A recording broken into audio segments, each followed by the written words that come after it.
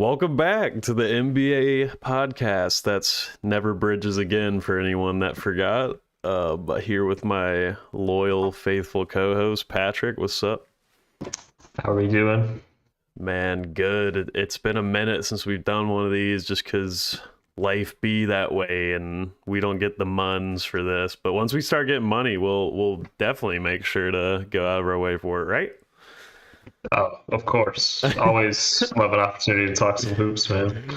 Yeah, and part of it is like this has been the part of the season the past couple months. You get past that initial excitement, and it's just kind of people. You turn on a game and someone's out, and I don't know, just and NFL's been going down, so I'm sure a lot of people have been slowing down. But we're heading towards trade deadline, so it's definitely time to start getting ready for some more NBA. How much have you been watching recently? I've actually kind of gotten a little bit more into it. Your point about the NFL playoffs is very true, and I have been caught up in that. But now that the playoffs in the NFL are kind of Saturday, Sunday only, it opens up a lot of time during the week. And of course, my Suns have been on a little bit of a resurgence recently, which is helpful. It makes it a lot more fun to watch the NBA when your team is succeeding. So, dude, how about that catch the other day by that dude on the 49ers? That was so sick, though. Yeah, George Kittle. Yeah. It was that was a pretty good game. Probably the best game of the weekend, you'd have to say. Seemed like it. But we're an NBA podcast, not an NFL podcast, so we're going to get into it. Somehow, we'll start off because somehow every time me and you decide to do one of these, some kind of news happens. And yesterday we saw a trade, our first trade, Rui Hachimura for Kendrick Nunn, 3 second-round picks. Like, I mean, it's like not really moving the needle for the Lakers, but I still kind of like the deal because you get like a athletic dude with potential, and just we've seen Thomas Bryant, for example, have success with LeBron, just like having athletes to dish to when he's barreling to the basket. Like, what'd you think of that trade? Yeah, the thing that I really thought specifically was they needed a bigger quantity of bodies on the wing. If you kind of look at the wing players, I mean, if you consider Anthony Davis a wing, which I don't, so that's one off the list. And you're looking at Braun, Wenyen Gabriel, and Troy Brown Jr., Juan Toscano Anderson, and then maybe Austin Reeves. I consider him more of like a two guard than a real wing specifically. Yeah. If you're looking at that list, besides LeBron, I mean, I like Troy Brown Jr. to be fair, but you just need some wings. Now, Rui may not fit necessarily the mold of somebody who's going to be like a 3-and-D player to go alongside like a Caldwell Pope, for example. But he's young. He still has potential for sure. I think a lot of it was just the situation in Washington as well. Just the roster they have with Porzingis at the 5 and Kuzma at the 4. There just weren't a lot. And Denny Avdia too. It's like there's such a log jam at just like playmaking forwards pretty much. Yeah, exactly. The Wizards have the wing depth that the Lakers probably need. So I think it makes sense. And also on the Lakers side as well, they have a solid amount of guards already on that roster. Schroeder, Beverly, Westbrook, Lonnie Walker, Austin Reeves. I mean, Kendrick Nunn is probably considered expendable. Just considering it. To be quite honest, he's apparently played in 39 games this year. I couldn't tell you that he had actually played in a game this year. 13 minutes a game, 40% from the field, which is way down from the 48% he had 2 years ago. So his 3-point percentage is down to 32%. Yeah, I mean, it's one of those things. The Lakers, unfortunately, I thought at the time it was actually a pretty good deal for them when they signed him. But unfortunately for them, it just didn't end up working out. But they do end up picking up an intriguing piece at the most. He has, to be fair, Hachimura has played 24 minutes a game for the Wizards. He's kind of just an interesting scorer. Like last year, there was a lot of excitement on 2.9 three-point attempts per game. He was shooting 44%. Maybe not a large sample size necessarily, but and now he's taking three three-pointers a game this season, and he's shooting 34%. So a bit of a dip there, which is not what you want to see. His free throw percentage has jumped from 70% to 76%, which is a good sign. I mean, he's still scoring 13 points a game. It's not like this is a player who can't do anything on offense. I think it's just he's very unpolished still in a few ways, but at the same time, he has tremendous athleticism. I think having him and LeBron in the same front court is going to really help the Lakers with the physicality, which, if you play a certain lineup with Westbrook, Beverly, LeBron, Rui, and Thomas Bryant, or AD if he's healthy, those are 5 physical players at each position, which maybe can help them kind of develop that kind of dog style. Pat Beverly, you can hate on him a lot, but he brings a lot of toughness and defense, and maybe that can also help rub off on Rui as well. So considering what they gave up, a guy who was not really playing significant minutes off the bench for somebody, I think it makes sense.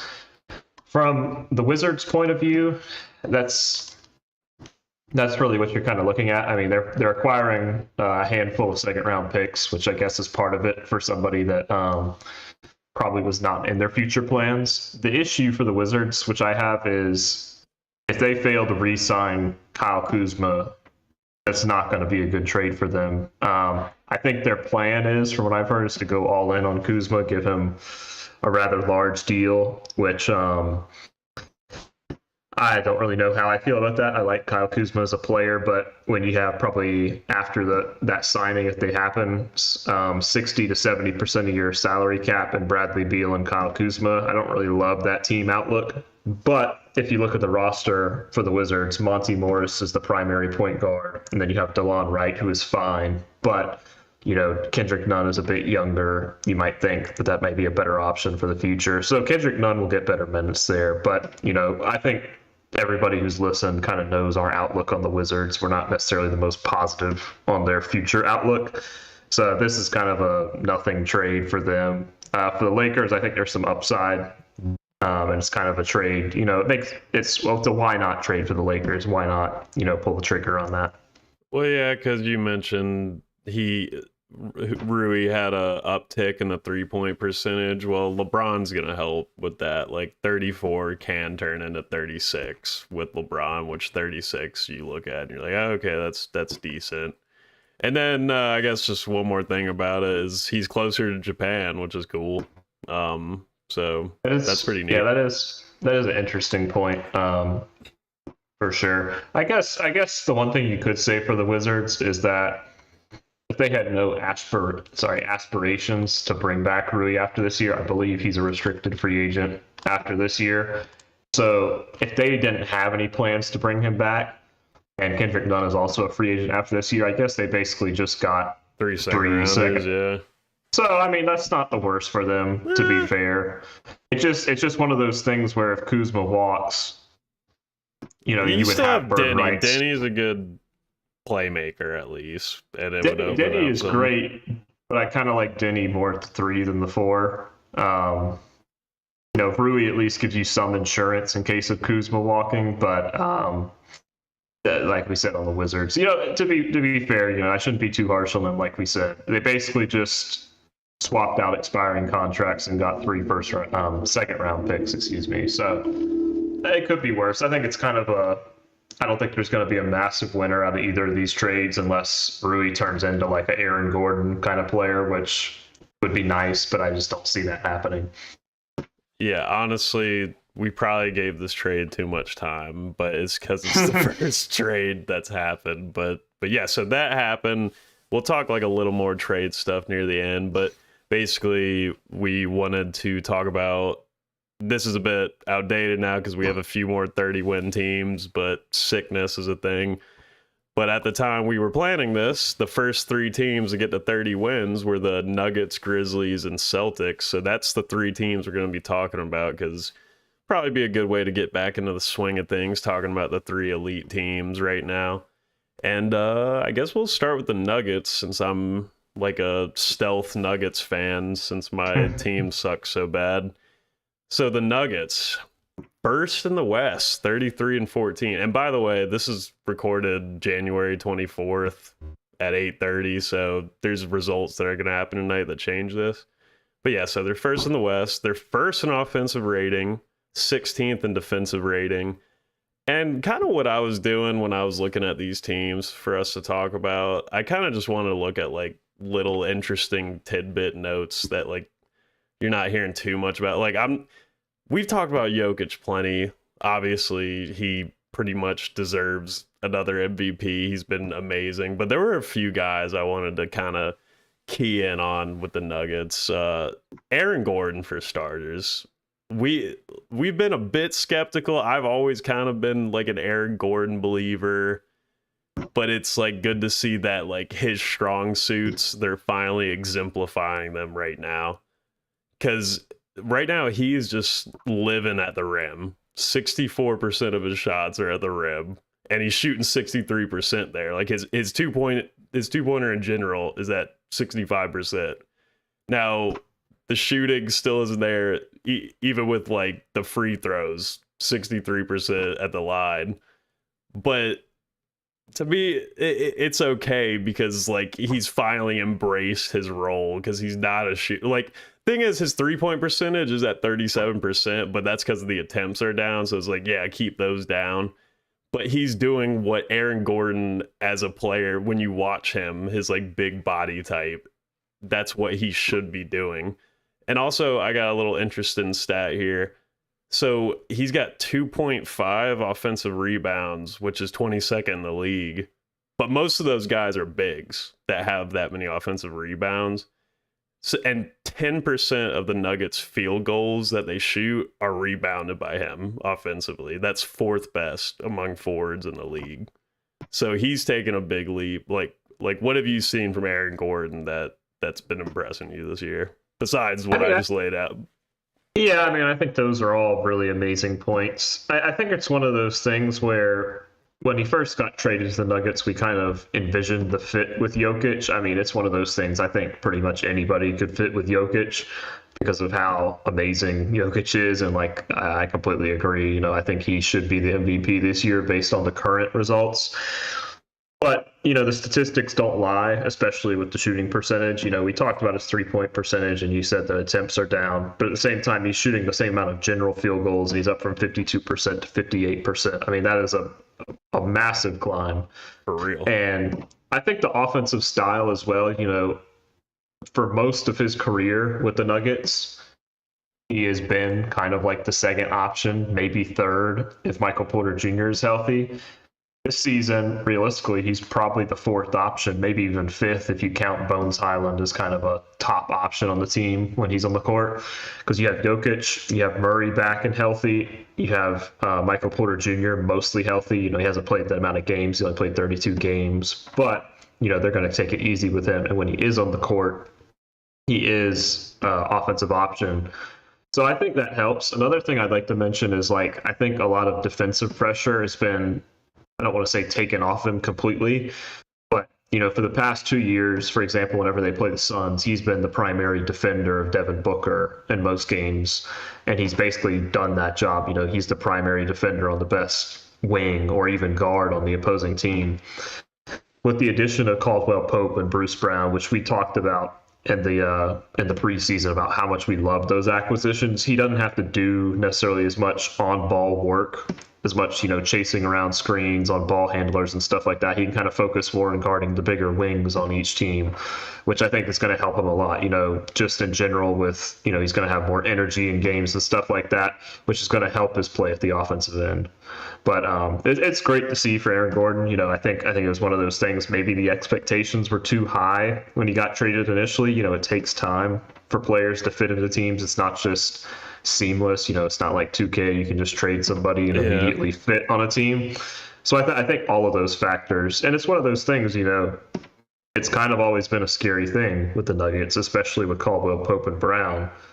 You know, when you get a starting five of Murray, Caldwell Pope, Porter, Aaron Gordon, and Jokic, you know, that is a pretty scary starting five. There's a lot of different traits on each of the, you know, throughout that lineup. You know, everybody's different, but at the same time, you know, how will it mesh? And this year, you're really seeing the best of it. Everything is meshing really well. Yeah, because like Aaron Gordon, for example, like changing his game to this, to like what I said, like you're expecting this guy with this body type to live at the rim. Well, everyone always cuts on the Nuggets, obviously, because of Jokic and his vision, but he's just like such a great cutter because he's such a big, strong guy. And you mentioned KCP and Bruce Brown. Like you said, they were like our favorite additions of the offseason for a team, especially a contending team. Dude, KCP, he's scorching from three right now. He's 47%. And that's what I was saying with Rui earlier, how LeBron has that influence. Obviously, Jokic has a big influence on how well you're going to shoot, and KCP has not disappointed. By the way, he's only behind your boy Damian Lee. Damian Lee's at 48%. How about that? Damian Lee, we're not going to make this a Suns podcast, but Damian Lee has been great for us this year. One of the best minimum signings, I think, if not the best in the league. Yeah, but then like you said with KCP, his defense is great, and it's taken a little pressure off of Aaron Gordon, whose defense has also been really good.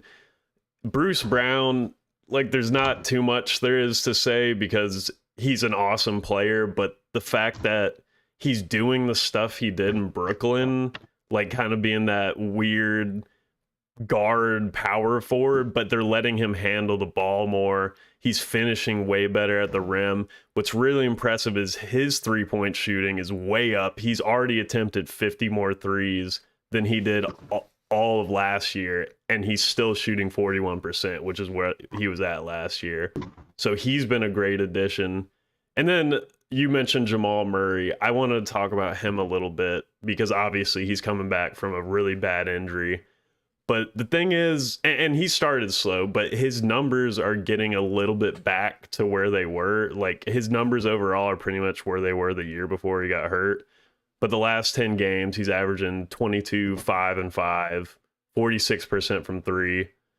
61% at the rim. He's never been exactly like, a rim pressure guy. He's more of a jump shooter. But before he got hurt with the ACL, he was converting 72% at the rim. So like that trend upwards definitely hasn't recovered, but you got to give him time with the ACL. But it's good to see all the other parts of his game, because some of these games when Jokic has to sit, there's some Jamal Murray moments, like the moves he's pulling, just that great feel, great handle. So it's good to see him back. And I guess this transitions into like how are you feeling their like faith, like how much faith do you have in them as an actual contender? It's one of those things. In another year, I might have some doubts, but at the same time, I kind of look at the West, and we'll get on to one of the other contenders in the West. Yeah. I don't feel like there's any team where I say, wow, they might be scary. They might be. The one team that I really, have the intrigue about is if the Pelicans were ever fully healthy, with a lineup of CJ, Herb, Ingram, Zion, and Valanciunas. But the thing is, I have zero faith in their ability to actually all be healthy at the same time, specifically Ingram and Zion. So it's one of those things I can't comfortably come out and say, I think the Pelicans are the biggest threat to the Nuggets in the West. The Grizzlies, I think 8 games out of 10 look like the best team in the West, but they have 2 games in those 10 game spans where they'll just not show up. They won't play their game, which may not be a problem in the playoffs, but for me, it's a concern, And they are juggling a lot. Obviously, we'll get to the Grizzlies, but to your point, like they're juggling a lot of like development along with, which the Nuggets, they're playing younger guys too, which is like that. Actually, you mentioned Bones Highland. That he's kind of a bigger concern for me that they're like asking so much of him, not just because he's a second year player, but like Bones, he's more of a gunner, man. He's not like looking to get people involved.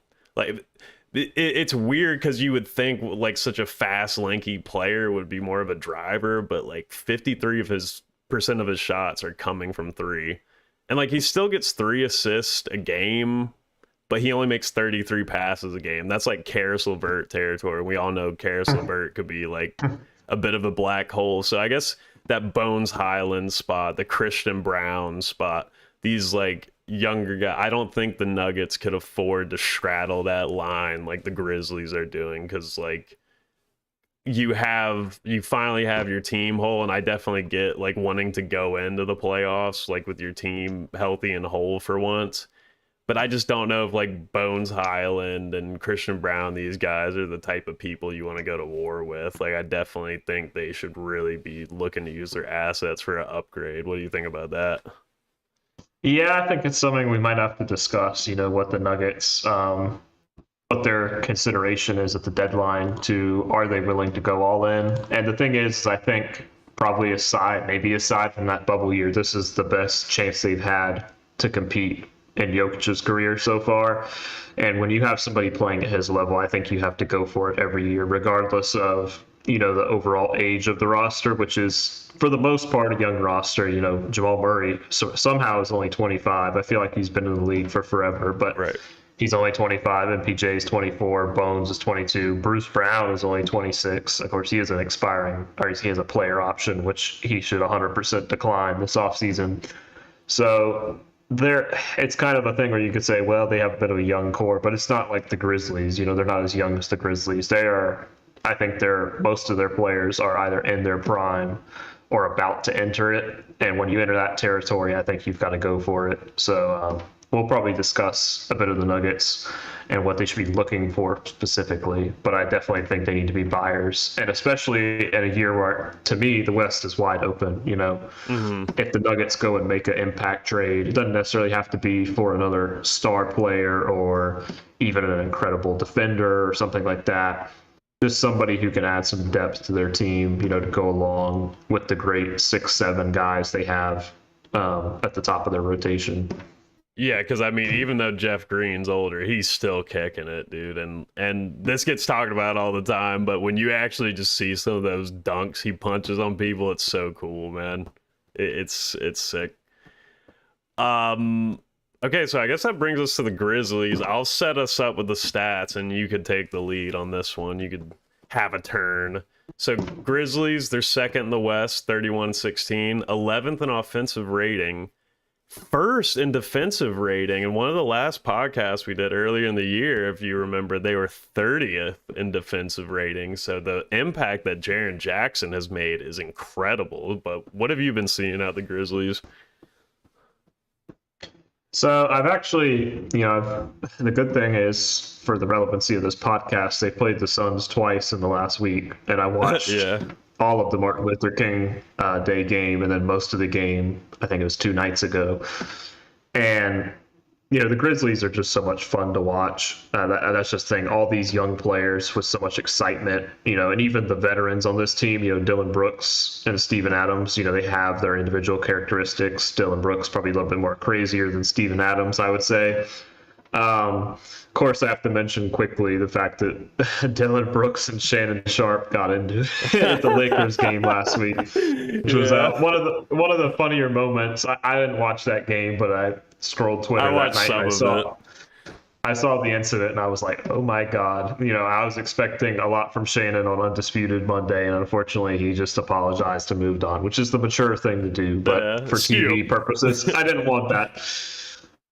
When it comes to the Grizzlies, this core, it is a young nucleus, but at the same time, they've kind of had time together now for 3 seasons. And I do think there has been growth this year. The only thing that concerns me, I don't want to say there's too many mouths to feed, because I think if you look at the offense, to me, there's a clear 1, 2, 3 for me. It's Ja, Bane, then Jaren. That's the way I look at it. The issue is that I feel like Dylan Brooks is... You could have taken out the and just said the issue is Dylan Brooks, but go.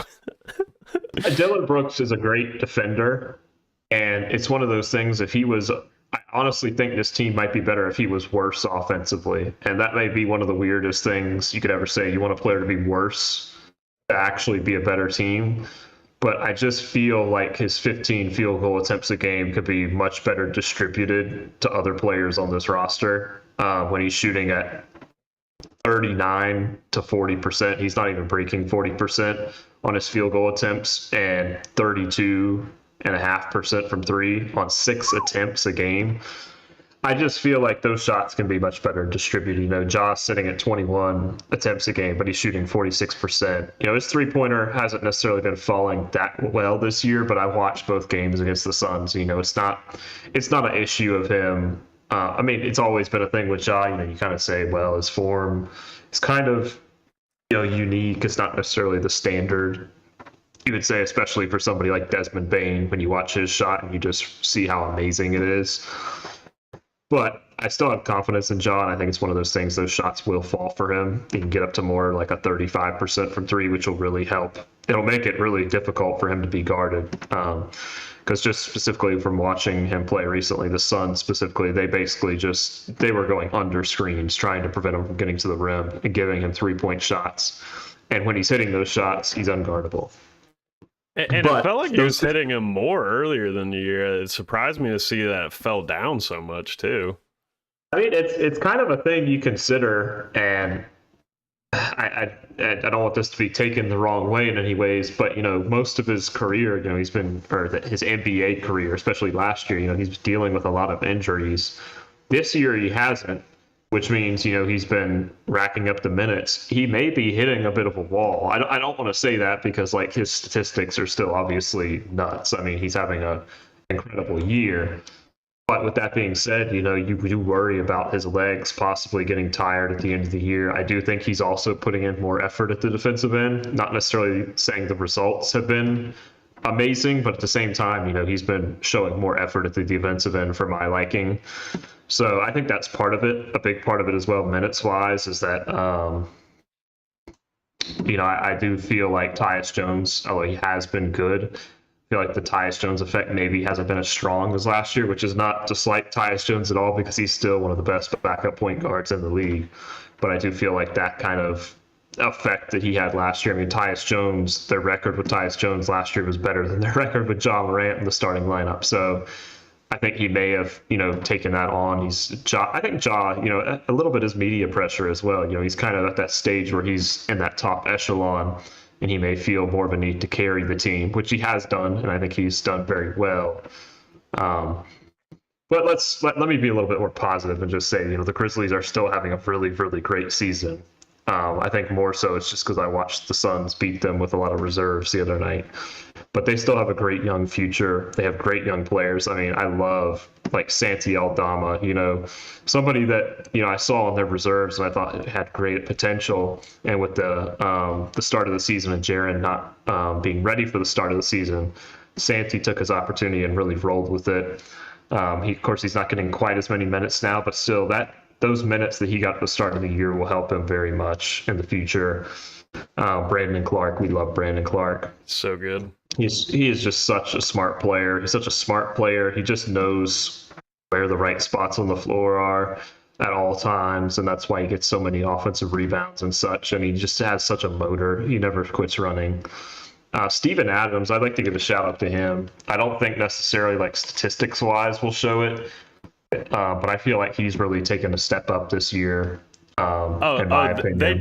They do, because Steven Adams, I was saying how I was kind of just looking at a few things, and part of like what I was looking at with them is like, they play in that chaotic fast break kind of style, but the thing is like they just have players that fill traditional roles so well. You already mentioned Tyus Jones, who, like you said, he probably is the best backup point guard. Like, so I mentioned with Bones Highland earlier with the Nuggets, he's more of a gunner. Tyus Jones is like always leading the league, not leading, but like top 5 and turnover ratio, all that. In terms of Steven Adams, the Grizzlies are first in rebounding in the league, which is my favorite stat, second in offensive rebounding. Steven Adams is such a big part of that. He's leading the league in offensive rebounding. He's leading the league in box outs on offense. And then he's just such a big, strong physical presence. He's got 55.7 screen assist on the year. And you could tell, watching them, like whenever Steven Adams is setting a pick for Ja, those guys just get stuck on him and they can't fight through it. And then, like you said, people are going under on Ja because of his shot. And it's just causing so much chaos, and the fact that Steven Adams could set people up in his own right with dribble handoffs and just off the block and everything. It's like you said, his improvement is very impressive, and they're gonna need a big physical guy like that against someone like Jokic, especially because as much as we love Brandon Clark, he's more of like a finesse big. Yeah, I do agree with that 100%. I think the one thing that I feel like I've been saying it before, but I really want to reiterate this.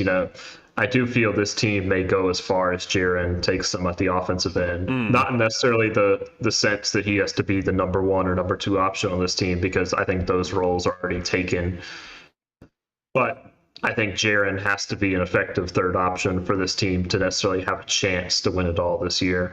And obviously, the injury at the start of the year, recovering from that, may hamper. It's a smaller sample size, but at the same time, his efficiency numbers are way up. That being said, he is taking less shots than last year, but his field goal percentage has jumped from 41% to a flat 50%. And then his Ooh. 3-point percentage has jumped from 32% to almost 38%. The three-pointer attempts are down from 5 to 4 a game, but at the same time, I don't see that as enough of a drop to necessarily say that it's too small of a sample size. Shooting 38% on 4 threes a game is still a pretty good sample size, and it's encouraging to see. So obviously, that part of his game is improving. The big issue with Jaren continues to be, unfortunately, he just fouls a lot. That's Yeah. really the thing. He just seems to constantly be in foul trouble, which is frustrating because he's so good at the defensive end, and he's not even being relied on to be the main big man on the team with Steven Adams there, and even Brandon Clark is more of a 5 than Jaren at some times. I will say his fouls have gone down from 3.5 a game to 3.2 this year, but I do still think that's an issue. But when he is on the floor, he's averaging 3.3 blocks a game right now, which is just insane. I mean, last year, I'm pretty sure. I think he led the league in blocks last year. I could be wrong on that statistic, but he had 2.3 blocks per game. So he's literally jumped extra block a game from last year, which is literally absurd. And also his rebounding has jumped a little bit. So I've been very encouraged with how Jaren has played this year, which I think is part of why the Grizzlies have had such a good start to the year and sit in the second seed as the main contender to the Nuggets. But it's just a matter of consistency for me, keeping this team consistent, and especially with young players, keeping them engaged. And one last shout out on that end is I think one of the pieces that will help them the most this year is somebody who will probably not play for them at all, and that's Danny Green. Having somebody like that in the locker room, I think, can really help them gain more consistency and be ready mentally for when the playoffs start. Yeah, that's actually a really good point. And if you can play, that would just be icing on top. But yeah, the veteran experience of winning that many championships cannot be understated, especially in a locker room that's already so amazing as it is.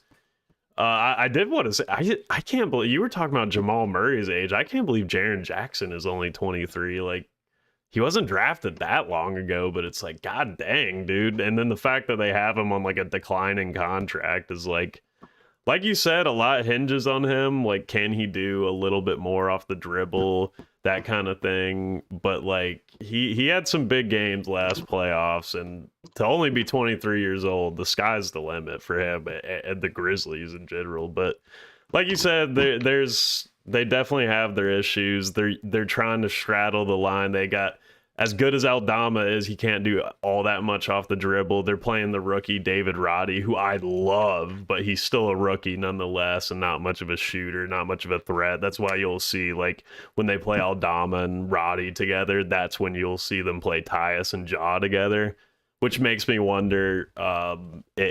Like, they get a lot of talk of like N.B.A could be the piece for this team that they should go in for. I don't know if, like, I would say I would go for a lower cost player, but I would go for more of a wing that can make a play, which I get everyone's looking for, but just like with the personnel, I don't know, like a ball hand. I guess Kuzma's more of a scorer, but like he could do a little bit more off the dribble. What do you think? Somebody like in the mold of like a Franz Wagner. Yeah, and that's the thing. It's like obviously everyone would love a Franz Wagner, but I don't know. Just they need I mean, I one think more guy somebody, who can make a you know, play. I mean, I think if you're looking at somebody who can ball handle on the wing who might be available, there's two guys that really come to mind, which we'll probably talk about both of them. One is Alec Burks, and the other is somebody they had last year, Kyle Anderson. I think Kyle Anderson is probably less of a ball handler than Alec Burks. I think Alec Burks really fits that profile that you just mentioned, and I also think he wouldn't be particularly expensive to acquire. Yeah, and it's tough with the whole Dylan Brooks thing because you laid out all the stats, but you also mentioned like he is such a dog on defense, which is like why it would kind of be hard to deal him because he's like the one guy they could kind of throw at a Luka type. So I don't know. Yeah, It's tough, but what's good about them is they're so young, so it's like they have what they need to make a run to the finals. Not necessarily like as strong as we think other teams are, but it's like they're young. They have plenty. They'll be good for like 5 to 10 years. They'll be all right. yeah, they're. I feel like their window may be the longest of any NBA team right now. Just with, I mean, with a backcourt like Ja and Bane, which is so young, I feel like their window is not never ending, but it's as long as any team in the NBA right now.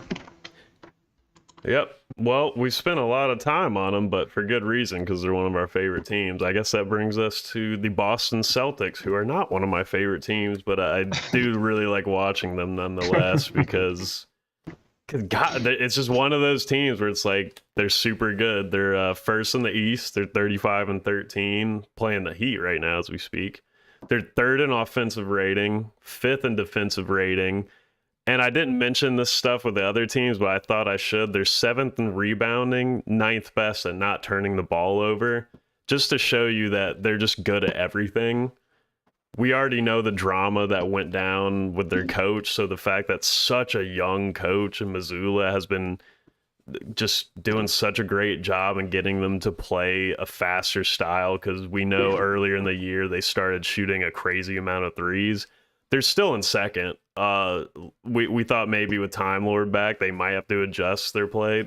Even with him back, they've been third in 3-point attempts, and they've been 16th in pace with or without him. So he hasn't really affected their offensive scheme too much. I kind of was mentioning earlier in the year how much, because you know Tatum has just like really grown on me the past few years. I just love watching him play, and he did like start the year as my MVP favorite. But honestly, like even though scoring's up to 31 from 27 last year, and part of that is he's getting to the line more, which is great. But aside from that, his stats, even the advanced stats, are pretty dang similar across the board. Brown the same way. So I mean, the thing is they were a finals team last year, so obviously that's translating. I think we were both having them as our 1 seed this year, right? Didn't you have them as the 1 seed? I had them as the 2 seed below the Bucks. Okay. Well, Which I think that's respectable enough. yeah. Your perspective is definitely respectable. People don't have to believe me, but I was very close to putting them number one. Just to be clear, I thought the Bucks were just going to have a little bit more to tank. I mean, the Bucks are still sitting at 30-17 as the 3 seed right now. So yeah, I mean Chris Middleton has been in and out and all that. So yeah. So I feel like it's not been that terrible of a prediction, I would say. But to hit on a few points specifically, I mean, this was a team that, coming into the season, was considered one of the deeper teams of the league. They made some great offseason acquisitions. I feel like Brogdon and Gallinari fit, some roles that they were probably missing in the finals last year. Somebody to take some of the minutes away from Pritchard, who's not really a playoff kind of guy, to be quite honest. And then Gallinari for more wing scoring off the bench. Unfortunately, the Gallinari injury we're all aware of. yeah, but Sam Hauser replaced him though. Yeah, Sam Hauser has replaced him, which has been a fun element of this team. Having Sam Hauser and Luke Cornett getting I wouldn't say significant minutes, but pretty good minutes on the best team in the league, I would Mm-hmm. say. That is a concern for me when it comes to this team. I'll get the concerns out of the way early because there are not many of them. Is the amount of minutes that Tatum and Brown have had to play, 37 minutes a game for Tatum and 36 minutes a game for Brown. I do worry about that toll on them, and maybe one of those things where they have the one seed locked up so early they can take some time off going down the stretch, which Yeah. I would advise them to do personally. But it's kind of a coach's preference thing. I mean, the depth at guard, let's just get that out of the way. Marcus Smart, Brogdon, and Derek White, you could argue those three guys start for a lot of teams in the league at one of the two guard positions. They're all flexible. They can all play the one or the two guard. In the case of Smart, Brogdon, I think sometimes they even can play at the three in a way. I think that offers them so much flexibility. Jaylen Brown can play at the two, the three, or the four. Tatum can play at the three or the four. The flexibility of this team. Grant Williams, the same as Tatum. Sam Hauser, the same as Tatum. There's a lot of flexibility in a lot of ways. Al Horford is also a pretty flexible player. So I think that was part of it. They are one of the teams that kind of, you can kind of embrace the positionless basketball. They're very switchable, which is why, they've always, they always had the defensive potential. And I feel like, first with Coach Ime Udoka last year, and now with Missoula this year, the defensive ability is always going to be there. When looking compared to last year, obviously last year was kind of a sample size between the start of the season and the end of the season. You split the season in halves. It paints a different story. I feel like they've really done a great job, consistency this year, which may be one of those things that was expected because of, that second half and the run to the finals. But it's not easy, playing basketball into the middle of July and then having a shorter off season and then coming back. They could easily, say, well, we can get complacent and that kind of stuff. They haven't done that. And I think the acquisitions help. I mean, some of the efficiency numbers on this team are just insane. I mean, Malcolm Brogdon shooting 46% from I three. know, what a crazy jump. That's insane. And it's one of those things, so speaking about ages, by the way, the fact that Brogdon is 30 is crazy. Oh my God. He might be the oldest young dude in the league, or youngest old dude in the league, whichever way that's supposed to be said. But one of the things I think I talked about in the offseason with the Celtics, I didn't have faith in Brogdon's ability to stay healthy. And the thing is, he has been healthy. He's played in 41 games this year. And that bench roll has probably helped, is the thing.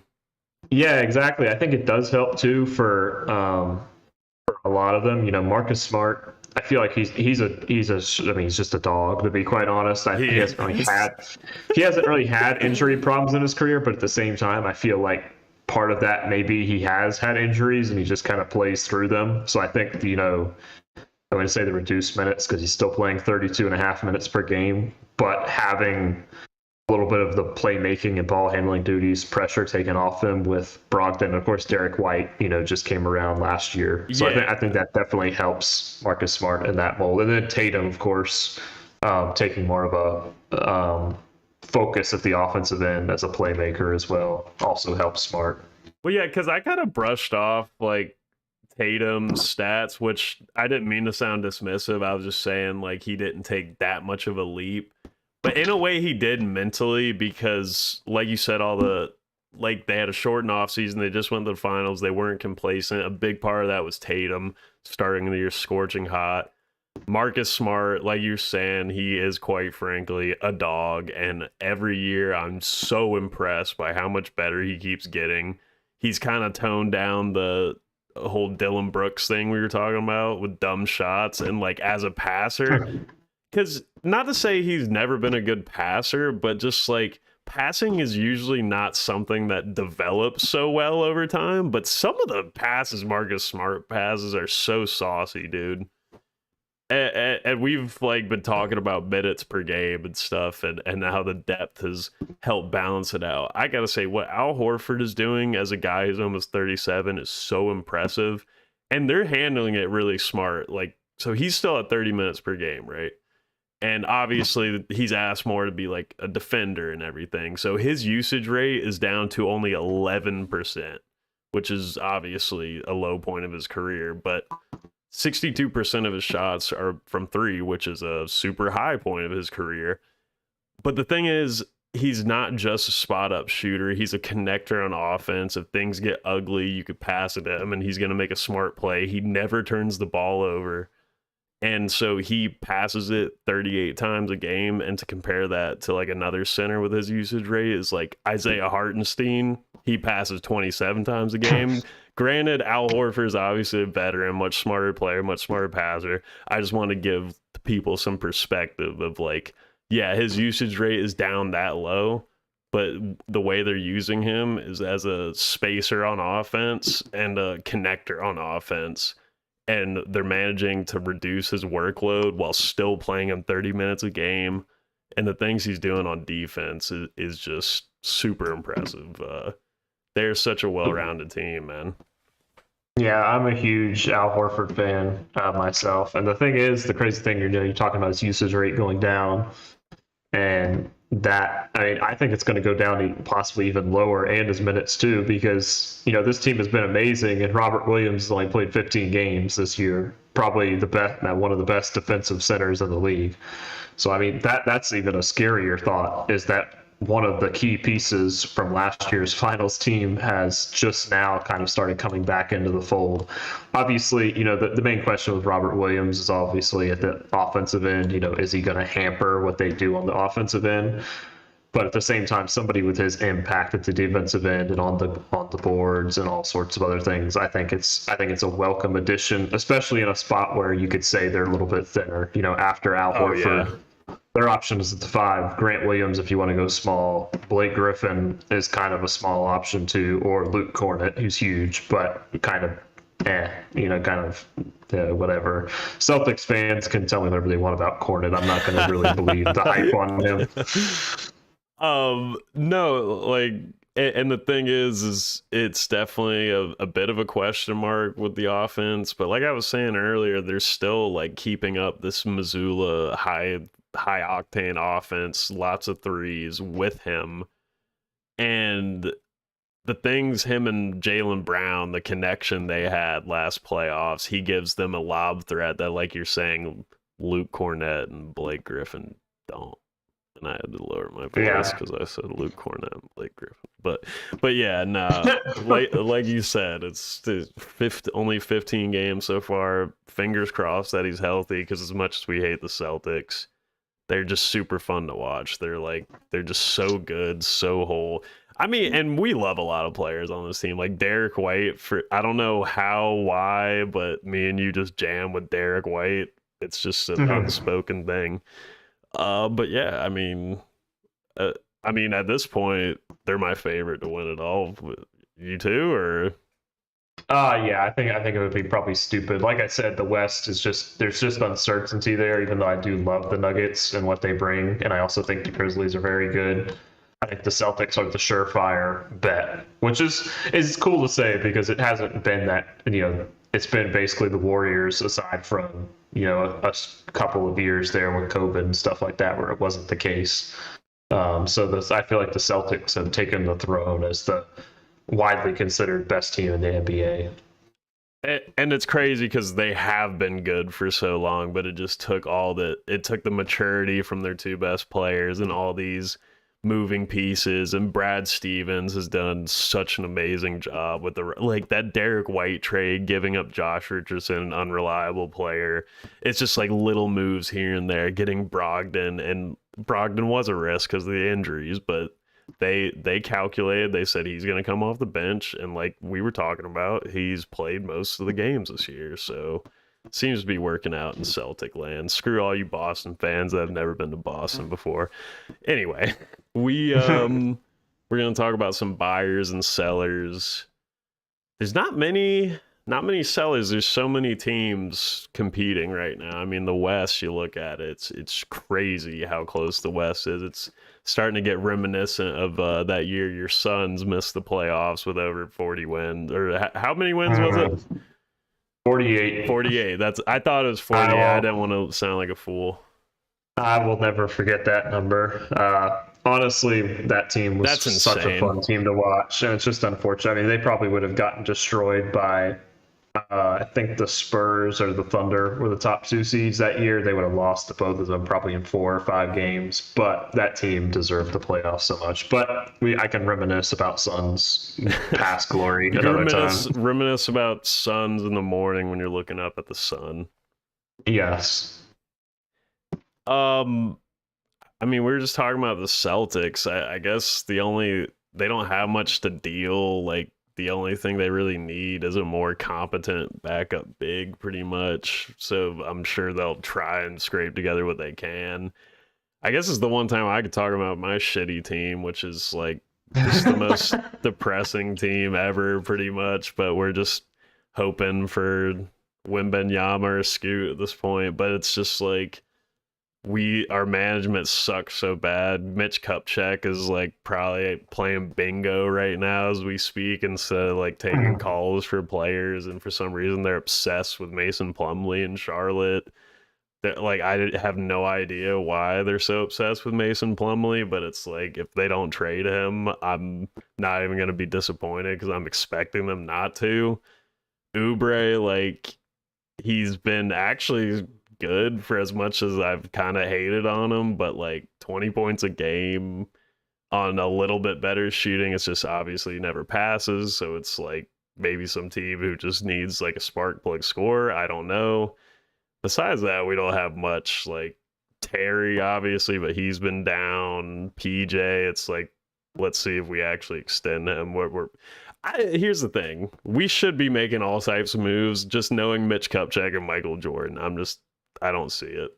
What other teams are sellers? Like the Pistons and the Rockets and I guess the Wizards at this point now too. Yeah, I came up with a list. Okay. I'll start with your Hornets just because either get them out of the way or the listen Hornets to you. are the Velma show of the fucking NBA.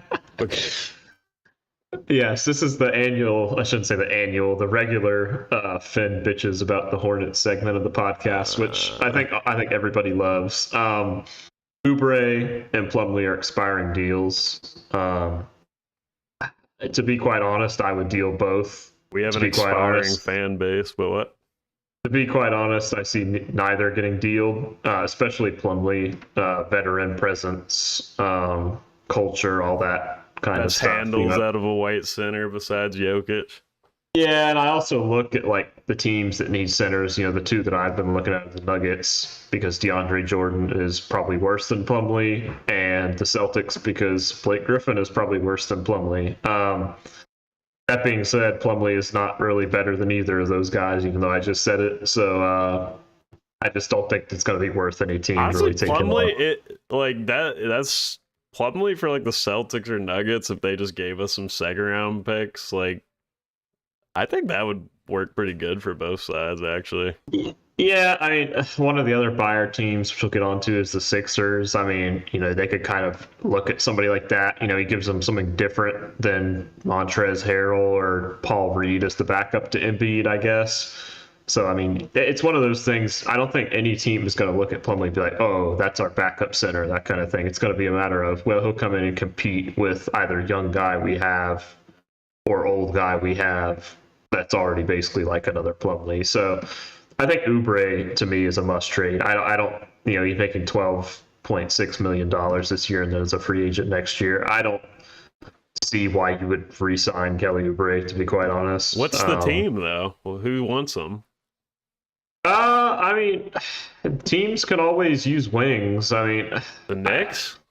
I don't know. I mean, maybe like the Knicks. That would be a Knicks kind of move. Yeah. I mean, maybe you could throw them to the Lakers. I don't know what the Lakers would particularly give back because like salaries, quote unquote, young guy. Give me Austin Reeves. I don't know. Yeah, but the thing is, I don't even know if that would work because there's no baddies courtside in Charlotte. Look up the meme if you don't know. But if you look at salaries, if you look up salaries on the Lakers, Patrick Beverley's at 13, but they're not going to trade Pat Bev. Lonnie Walker's at 6.5, but I don't. Yeah, Lonnie Walker and Kelly Oubre are for the most part kind of a similar kind of player. Everybody else is basically on a minimum or a max contract, so I just don't see how they make that work.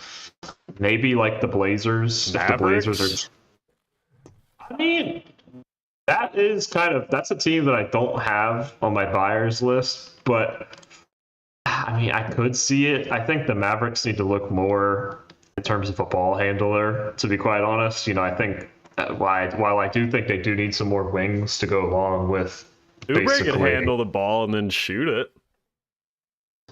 Yeah, I mean, it would be great just to see Luka glare at him every time he takes a stupid shot. Because I mean, I think everybody knows I don't particularly love Luka, partially because of the playoffs last year, but. Luka is sometimes entertaining with his facial expressions, usually towards referees, but I can just picture Kelly Oubre just dribbling down the court and taking a three with like 16 seconds left on the shot clock, and Luka just like holding his hands in the air and just being like, what the hell?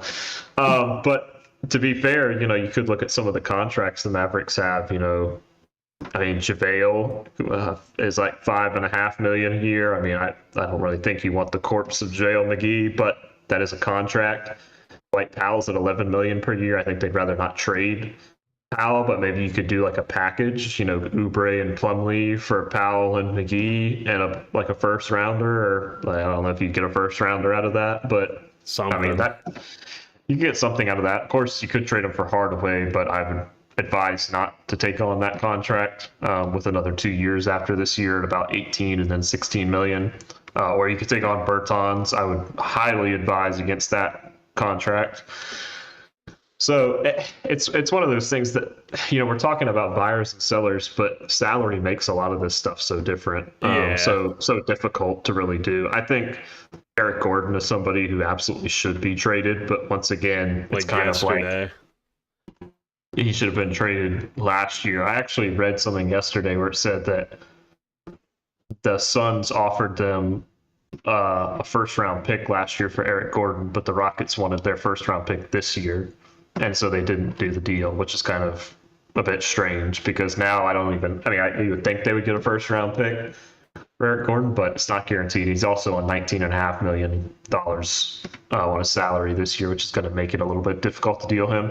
The one thing I look at with the Rockets, though, is they have a lot of young players who are really good role players. Jayshawn Tate, well, he's 27, but Jayshawn Tate is really good.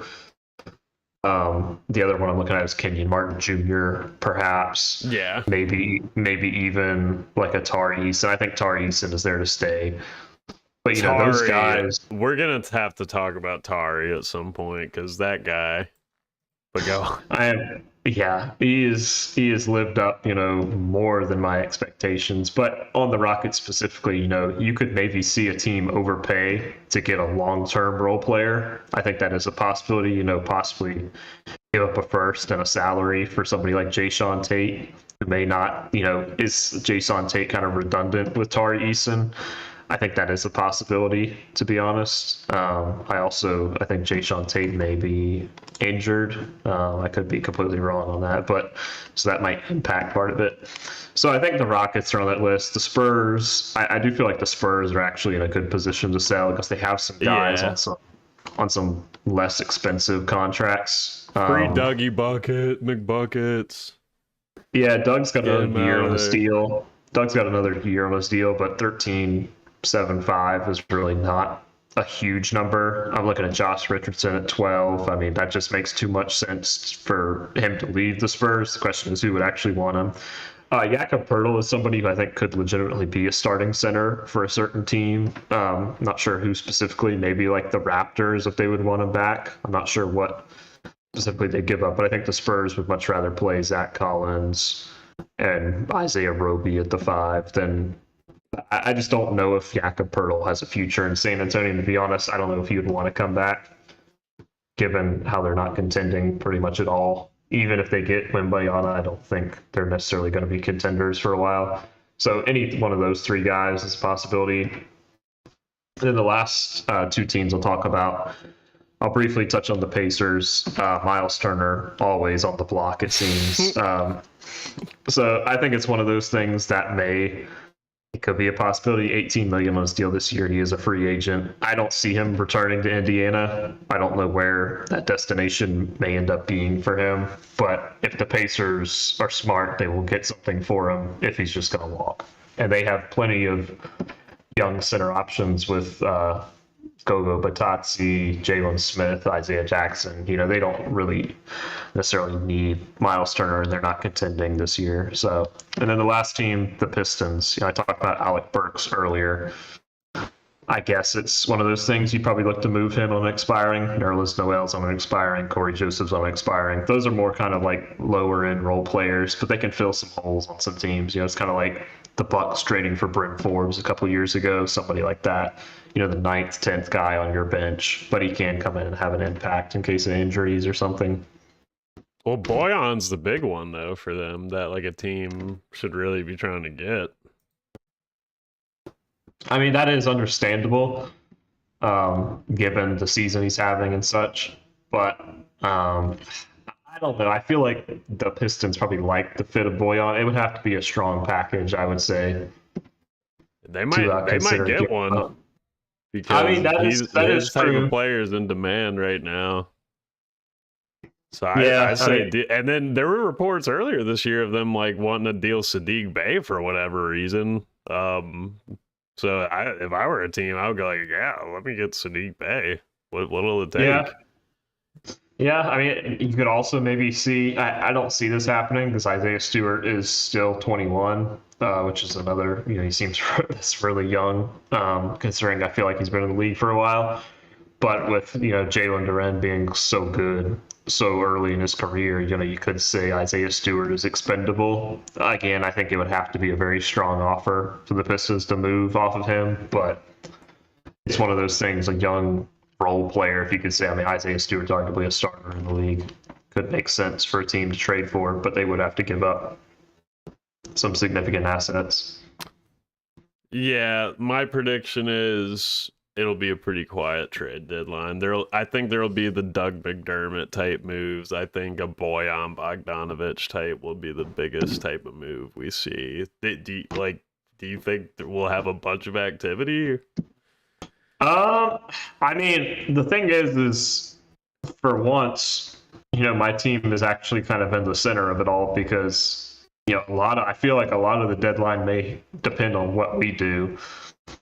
Jay Crowder obviously is I don't see a way he's not traded. But at the same time, if you want to look at contracts, we have $10 million in Crowder, $9 million in Saric, who's actually been playing pretty well recently. So I don't know if we deal him. $6 million in Payne. Those three contracts, you pair that together, that's $26 million that you have to play with. Could you look and see if you could package that together and get somebody? The one a lot of Suns fans are dreaming about is OG. I just don't know how realistic acquiring him. Would you give up like those salaries and like 3 first rounders for him? I mean, the issue with that is if you're throwing Payne in that deal, your backup point guard is then either Shamet or Dwayne Washington. So if you could give up Shamet and wait, you included Damian Lee in your package? Can he not play a little PG? I mean, he can, but I'd rather have him more of an off-ball role. Yeah. It's one of those things. If it's Shamet, Crowder, and Saric, then I'm game for it. If Payne's included, I would have to lower the picks just because. I mean, it could be one of those things. If Chris Paul retires next year, we have no point guard and we have no first-round picks to trade for one. It is one thing I could mention is an article that came out recently that was saying the Suns were interested in Fred VanVleet, Terry Rozier, and Emmanuel Quickley as the point guard, the next point guards to replace Chris Paul or play with him until Chris Paul's contract is up. Fred VanVleet is really the interesting one. I just don't see a way we could really do that in the middle of the season without Ayton going the other way, and I don't know how realistic that is. I really do think there's a possibility that Ayton may go in the offseason, but I don't think it's going to happen during the regular season. But I would expect Crowder will be dealed no matter what. Not sure what we could potentially get for him, especially if it's just him or even him packaged with Saric to expirings, but Crowder will be dealt at the deadline 100%. Well, all right, we'll see. We still got a few more weeks to go, but hey, we got caught up on some NBA. pretty good stuff so far this year. I'm excited for deadline, excited for playoffs. Really happy with how the standings are shaking out because the top four of the West are like we're four of my favorite teams going into the year, so that's cool. Yeah. So next time we'll have to look a little bit more around the league. Any closing thoughts here? Yeah, I think that's one important thing to mention. We've been talking about doing a Kings deep dive for a while. We The kept that we're the reason they're so good because they're like, yeah, I thought you were doing a deep dive, so we're gonna just be this good. Can I just say, eventually, not to drag it out, but it's just like, can you believe how good Sabonis has been this year? Like, I know we have already known he's such a good player, but seriously, like the stuff he's doing on offense as like a playback, he's like another Jokic light out there. It's crazy, dude. it's fun. It's fun to see. I feel happy for the Sacramento fans. I must say, Light it's the been a long. beam. Yeah, it's a lot of fun to watch them. They're like the Sixers fans, just much less annoying, and much more deserving of a winning franchise. Yeah, for real. All right, well, it was fun. Patrick, thank you so much. We will see you next time.